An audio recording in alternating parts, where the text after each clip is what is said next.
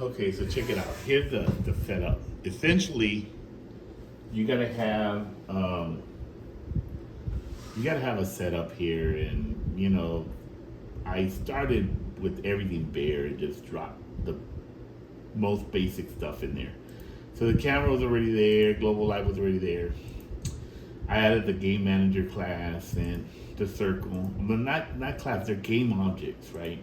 So like different game objects have different things, and so like the game manager was just going to be a script attached to it, and you can see the scripts down here. There's a script here, and you can see the game manager. Now, if I open up the game manager, I have Visual Studio set up to have the code. You can see nothing special there, it's just a class using the Unity engine and some behavior from Unity and some code in there, right? So when you add these, you can add objects that are part of the scene and they're already instances, but you can also add scripts. Like in this case, you're gonna see something like here in this, you see this block group. You don't see it up here, and so well, where is it? You still write a class, and if you go to the Visual Studio, you can see the block group here, okay? And when you add certain public properties, well, they're not even properties, they're really whatever you want to call it. I'll call it a property, but it's not a true like getter setter type property, right? So it has a explosion prefab. Now, if I look at that block group and I look at you see the property in the inspector editor. When I click on this, I can see the inspector editor. You can see that property. And so they have an explosion effect. But the explosion effect is under assets. So if I go under assets, I actually created this. I created it by going up here, creating you can select different types of objects. And this one was it was an effect. It's called a particle effect, right? So you create the particle effect that you created, and it'll create a particle effect. And I renamed it, and here's the solution. So the end result is this object. It created it here, but I removed it. I added it back in, but you can see what it does. See, you can kind of see before I even play the game, you can see what it does. I can remove this from here now. I was doing it to see if it was actually working. I don't need it because I drag it and drop it down to my assets. Now it's what they call a prefab. So as a prefab, it has certain properties as well. And I don't even know, this kind of threw me off because, oh, I'm looking at the wrong thing. Here's the explosion. So there's the explosion, it has properties, when does it start, how long does it last, start delay, color, which I'm gonna change the color to gradient. I changed it back a little while ago because I was having problems, but I'm gonna change it. So it's gonna have a gradient, right? And maybe I'll make it, select a different color. I can select a different color here, whatever. And select the color. I'll pick something more fiery like this, and maybe something like this. Yeah, let's put that in there. Okay. So I'll close it. Now the problem that I was running into was that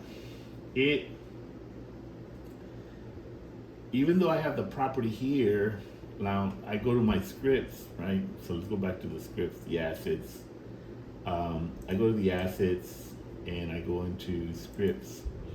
So here's my block group, but you don't see the block group up here. So I decided, like, I was following ChatGPT and it told me to add the prefab here. So I take and I dragged it from my assets.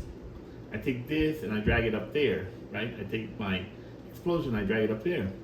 But then when I was running the code, if you go to my scripts and I go to my block group, I follow the instructions for the block group. It has that prefab there. Then when it does the explosion, which I already had in place, all I had to do was say, if it's not null, run an instance of it. Basically, this is gonna like play a little explosion and instantiates the explosion off the prefab, it's actually off the existing prefab property that I have, and it should already be set, right? So, and then of course it destroys it after 4 seconds. But it wasn't happening. It was doing all kinds of weird stuff. Then I said, well, let me at least try to load it, see if that happens. That it wasn't loading either. It was still not going through in the script. And I was like, what the heck is going on, right? So when I look at it, like, well, it doesn't. Somebody pointed out the thing that you got to add it to the instance. Well, since I don't have a block group object here, it can't assign it to the instance. I'm assigning it to the class, but not the instance.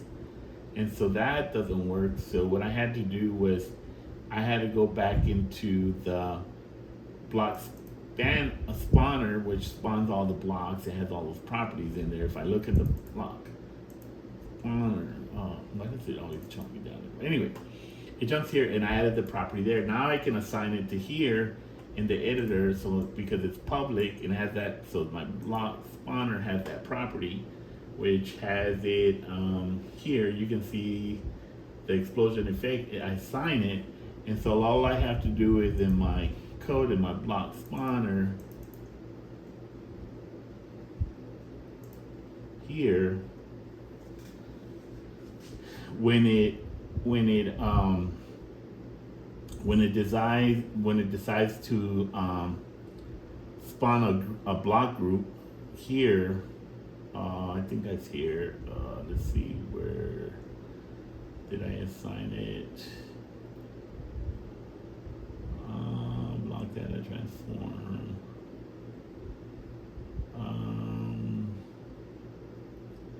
Well, I'm not seeing it.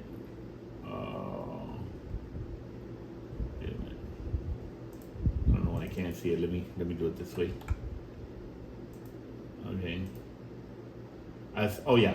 So when I instantiate the group container, the block group, I take what I assign through the editor, through the Unity editor, and I just take and I assign it, and that solves my problem. So what does that look like? Now, when I run the code, you'll see that I run the code, and I'm using this controller to run it, and you can see, well, that was the default because I have the instance, right?